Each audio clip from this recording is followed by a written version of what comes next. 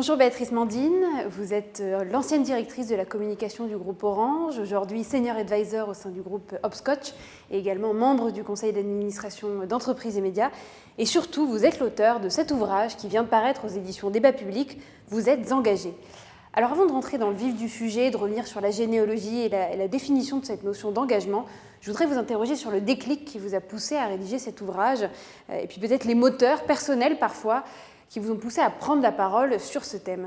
Ce qui a en fait déclenché ce livre, c'est la conjonction de plusieurs crises qui se sont superposées, qu'on a tous vécues de plein fouet. Déjà la révolution digitale, donc ça a changé considérablement la sphère de la communication. Ensuite de cela, probablement l'urgence climatique qui a amené tout le monde à reconsidérer ses priorités dans la vie. Et puis au final, évidemment, cette crise sanitaire que nous avons traversée et qui, par l'installation et la généralisation surtout du télétravail, a considérablement changé le fonctionnement de l'entreprise. Et donc si on superpose tout cela, il y a un moment donné où on prend une conscience d'une évolution assez radicale, et c'est l'évolution du management en fait. C'est des histoires de management. Très bien. Alors venons-en maintenant à cette notion clé d'engagement. Vous dites très justement dans le livre qu'on l'emploie aujourd'hui un petit peu à toutes les sauces, que c'est une notion qui a pu être galvaudée, parfois même dévoyée. Alors quelle définition, vous, est-ce que vous en donneriez? Et puis comment est-ce qu'on peut préserver, prémunir cette notion d'engagement contre tous les discours dans lesquels elle est utilisée aujourd'hui? L'engagement, c'est le mot juste. C'est indiscutablement la valeur cardinale de l'entreprise. Pour autant, il est très utilisé, on l'a dit. Et pourquoi il me gêne un peu, mais j'en ai pas trouvé d'autres, parce que c'est le mot juste, c'est parce qu'il est très large en fait. Donc l'engagement tout seul, ça peut pas suffire. Il faut expliquer ce qu'on entend par engagement. Et moi, ce que j'ai voulu démontrer à travers cet essai, c'est la cohérence qu'il faut rechercher entre l'engagement des collaborateurs jusqu'à la marque engagée et des preuves de l'engagement des marques, donc de l'entreprise. Très bien. Et alors, vous parlez d'un modèle français d'engagement que vous distinguez notamment d'un modèle américain qui serait un petit peu différent. Comment est-ce que vous qualifieriez ce modèle français ? Moi, j'aurais tendance à dire qu'au risque de faire un peu des caricatures, dans le modèle anglo-saxon, on a un rapport à l'entreprise qui est un peu plus contractuel. Tout est plus formalisé. Alors pour ce qui est de l'engagement sociétal, il y a des charity events un peu régulièrement depuis toujours. En France, on mélange un peu tout, en Europe et en France en particulier, c'est-à-dire qu'on attend un peu tout de son employeur. Donc aujourd'hui, l'entreprise étant très perméable à l'évolution de la société, et les dirigeants se trouvent interpellés par l'ensemble de leurs parties prenantes, mais au premier lieu desquelles, évidemment, leurs collaborateurs, qui leur demandent ce que l'entreprise fait pour la société qui l'entoure, le contexte dans lequel elle évolue, et a fortiori, j'allais dire, si ce sont des entreprises qui gagnent beaucoup d'argent, eh bien, les dirigeants et les directions générales sont de plus en plus interpellés pour savoir qu'est-ce qu'ils font de cet argent et comment, d'une certaine manière, ils rétrocèdent cette richesse créée, évidemment à leurs salariés, mais aussi à ceux qui en ont le plus besoin dans la société et pour panser les plaies de cette société. Donc c'est ces frontières un peu perméables qui sont aujourd'hui le quotidien des dirigeants d'entreprise. Et alors vous mentionnez aussi dans l'ouvrage, et c'est dans la continuité de cette idée d'un modèle français, des évolutions législatives récentes et notamment l'adoption de la loi Pacte. Vous dites que ça représente un tournant. En quoi est-ce que ça représente un tournant et quelle notion est-ce que cette loi est venue introduire dans la loi française et comment est-ce que ça a permis de faire évoluer un petit peu les mentalités? Alors la loi Pacte, elle est très large, mais en tout cas, elle est arrivée à un moment assez pertinent sur un sujet qui m'a particulièrement intéressée, qui est le sujet de la raison d'être. Parce que moi, je crois beaucoup au fait que quand on fait des lois, c'est pour offrir un cadre qui favorise en fait les acteurs, et en l'occurrence les acteurs économiques que sont les entreprises, pour aller dans une certaine direction. Donc ça n'oblige pas, mais en tout cas, ça encourage les entreprises à formaliser leur raison d'être. Et pourquoi c'est important? Puisqu'on parle beaucoup de quête de sens, c'est pas juste l'apanage des jeunes générations, tout le monde a besoin de trouver un sens à ce qu'il fait tous les jours.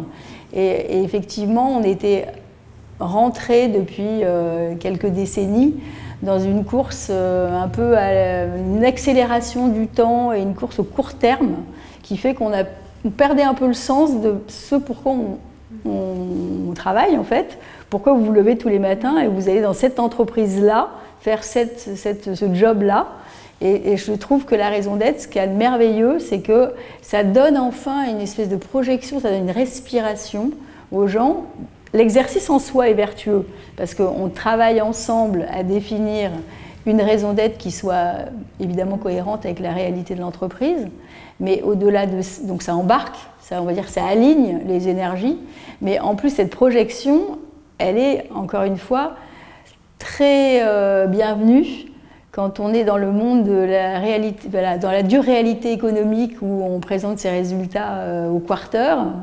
Donc ça change un peu la donne d'avoir une perspective un peu plus longue, puisque en fait la raison d'être c'est une boussole, c'est un guide qui est projeté loin, il n'y a pas vraiment d'échéance à arrêter, elle n'a pas de raison de changer, en fait elle dit de la pérennité, et je trouve que dans le monde chahuté dans lequel on est, c'est quand même assez rafraîchissant.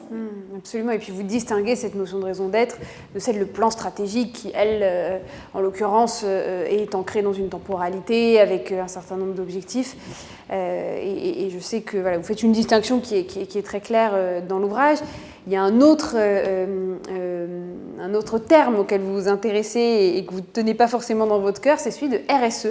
Alors, en quoi est-ce que, selon vous, cette notion de RSE est un petit peu dépassée et par quels autres, alors je ne sais pas s'il faut un acronyme, mais par quels autres concepts est-ce qu'on peut la remplacer? C'est pas trop la notion en tant que telle, parce que sur le fond, évidemment, moi je suis très engagée pour la responsabilité sociale des entreprises.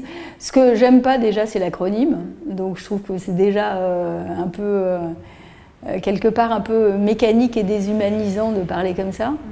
Une fois qu'on a dit ça, sur le fond, la RSE en tant que telle, ça existe depuis très longtemps dans les entreprises.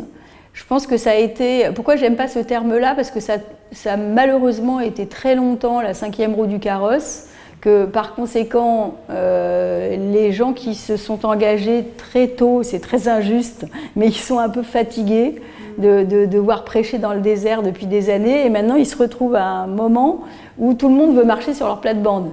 Donc il y a une espèce de frustration sur le sujet de la RSE. Je pense qu'on gagnerait à changer un peu le terme, ne serait-ce que pour dépoussiérer un peu le concept et puis le réenchanter quelque part. Donc quel est le bon terme? Moi j'adore le mot d'engagement, donc il a aussi ses limites comme on l'a dit tout à l'heure, mais néanmoins la RSE en fait, moi je trouve que la RSE, si on veut schématiser les choses, ça doit exister dans l'entreprise, c'est absolument nécessaire, ça doit être très sérieux, c'est tout sauf glamour. La RSE, c'est des tableaux Excel avec des indicateurs, et puis ça doit l'être, ça doit le rester, avec très sérieusement des plans d'amélioration continue sur chacune des verticales.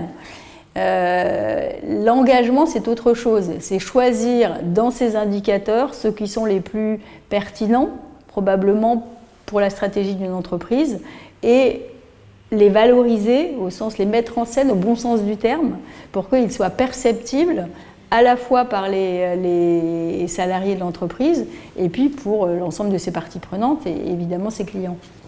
Très bien. Alors, vous avez passé beaucoup de temps, on l'a dit, au sein du groupe Orange, qui a pu entretenir un rapport parfois ambivalent avec l'État. Et je sais que dans l'ouvrage, vous appelez à un renouveau du lien avec la sphère publique. Est-ce que vous pouvez nous en dire un petit peu plus sur l'équilibre entre acteurs privés, acteurs publics et les liens qui les unissent? Je ne sais pas si c'est un renouveau. Ce qui est évident, c'est qu'il y a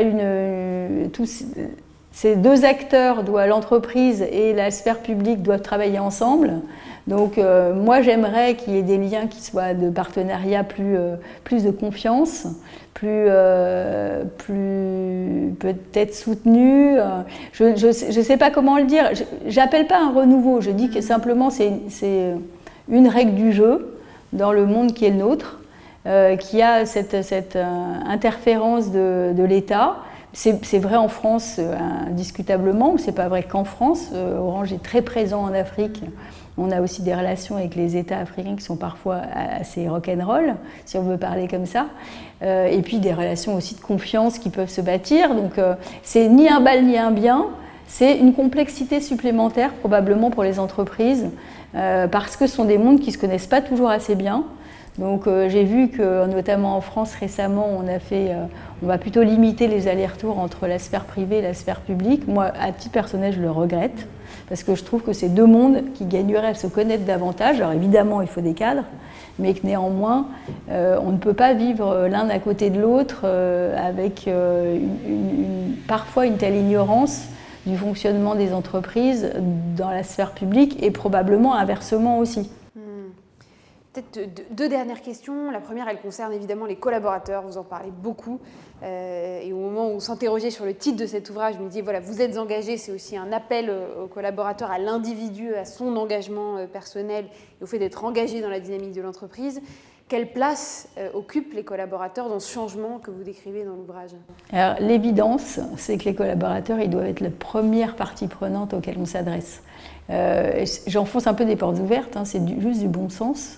C'est que quand vous avez une entreprise, et a fortiori une grande entreprise, c'est une telle caisse de résonance que de toute façon, tout ce que vous voulez faire et tout ce sur quoi vous voulez convaincre l'externe ne peut pas être pertinent s'il n'est pas d'abord intégré par les collaborateurs en interne. Et puis ce serait en plus dommage de se priver d'une forme d'épanouissement, que moi j'appelle l'engagement professionnel. Si les collaborateurs sont satisfaits de l'entreprise pour laquelle ils travaillent, à l'évidence, ils vont être plus performants. Petite dernière question. Est-ce que vous êtes optimiste sur l'avenir ? Parce qu'on a démarré la conversation en parlant d'une période de bouleversements successifs, de la crise du Covid et d'un certain nombre de grands changements qui altèrent le monde tel qu'on le connaît. Est-ce qu'on réussira demain à être tous engagés ? Moi, j'y crois beaucoup. D'abord, je suis très optimiste parce que ça fait partie des choses. Il faut toujours se rappeler que l'homme, je crois en l'homme, et qu'avec un grand H, et qu'il a su jusque-là sauter toutes les haies de l'histoire. Donc, il n'y a pas de raison que ça ne se poursuive pas. Ça ne veut pas dire qu'il faut être naïf, hein. Il y a des choses à changer, il y a des choses à faire. Je crois vraiment, quand on regarde autour de nous, si on prend par exemple la conscience de l'urgence climatique, du réchauffement climatique, ça a quand même considérablement gagné du terrain. Alors c'est extrêmement anxiogène, c'est le côté, le revers de la médaille, mais en même temps, si ça peut embarquer tout le monde, c'est quand même une bonne chose. Donc oui, les uns et les autres, on est assez conscients qu'il faut s'engager davantage et à l'évidence, sincèrement. Le sujet, c'est ça. C'est comment on démontre que à la fois on est sincère dans notre action et comment on convainc les militants, ce qui est un vrai sujet de la première heure, que ça ne peut pas se faire en un jour. Donc les procès aussi en greenwashing, en manque de sincérité, ils sont pas très aidants non plus parce qu'il faudrait que les uns et les autres on arrive à convaincre que c'est un chemin qu'on va avancer petit à petit vers aussi vite que possible, mais de toute façon par étapes, vers une amélioration de notre comportement et notamment vis-à-vis de la planète. Donc c'est tout ça qu'il faut mettre en place et en cohérence pour que finalement on arrive à résoudre ce problème de l'urgence climatique. Très bien, mais de l'optimisme, de la sincérité, de la responsabilité, c'est J'espère. ce que je retiens de notre échange. Merci infiniment Béatrice Mandine, je rappelle que vous êtes l'auteur de cet ouvrage, Vous êtes engagée, qui vient de paraître aux éditions Débat Public. Merci beaucoup. Merci Blanche.